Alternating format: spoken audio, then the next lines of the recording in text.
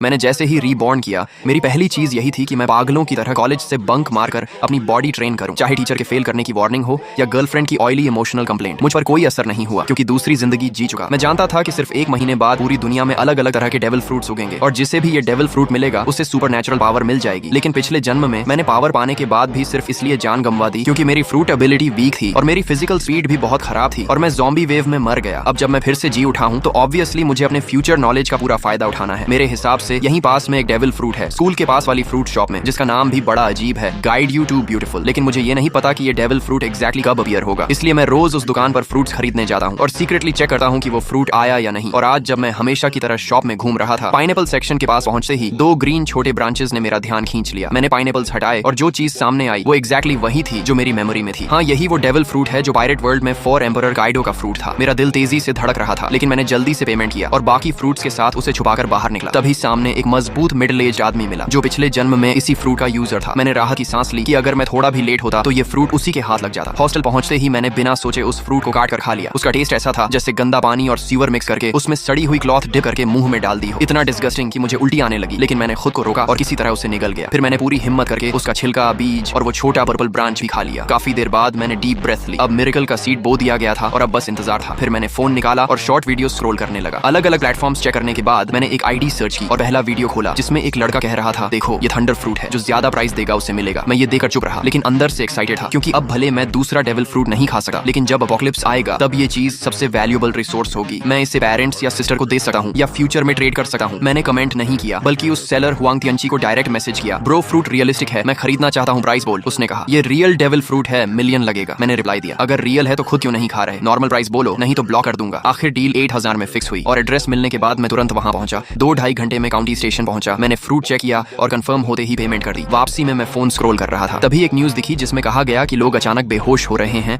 और उनके शरीर पर स्पॉट्स आ रहे हैं। एक्सपर्ट्स इसे न्यू फ्लू बता रहे थे, लेकिन ये वही साइन था जो पिछले जन्म में अपोकलिप्स से पहले आया था। मैं तुरंत हॉस्टल भागा और पैक्ड सामान लेकर निकलने लगा। तभी पीछे से चीख सुनाई दी और कई लोग गिरने लगे, उनके शरीर पर स्पॉट्स आने लगे। अचानक प्रेशर आया और सब फ्रीज हो गए। फिर जो बेहोश थे वो म्यूटेट होकर ज़ॉम्बीज बन गए और डॉर्म्स से बाहर भागने लगे। इस केओस में मुझे अपने अंदर ब्लड लाइन पावर एक्टिवेट होती महसूस हुई। मेरा शरीर ट्रांसफॉर्म होने लगा, स्किन पर ड्रैगन स्केल्स आए, सिर पर हॉर्न्स और हाथ क्लॉज बन गए। मैं बीस्ट फॉर्म में बदल गया। अब मेरी स्ट्रेंथ, स्पीड, डिफेंस, रिकवरी सब बढ़ चुकी थी। तभी 2 ज़ॉम्बीज ने मुझ पर हमला किया, लेकिन मैंने उन्हें तुरंत उड़ा दिया। फिर एक और ज़ॉम्बी आया जिसे मैंने फायर ब्रेथ से खत्म कर दिया, लेकिन इससे मेरी स्टेमिना काफी कम हो गई क्योंकि डेविल फ्रूट पावर स्टेमिना पर डिपेंड करती है। मैं काइडो जैसा मॉन्स्टर नहीं था, इसलिए पूरी पावर यूज नहीं कर सका था।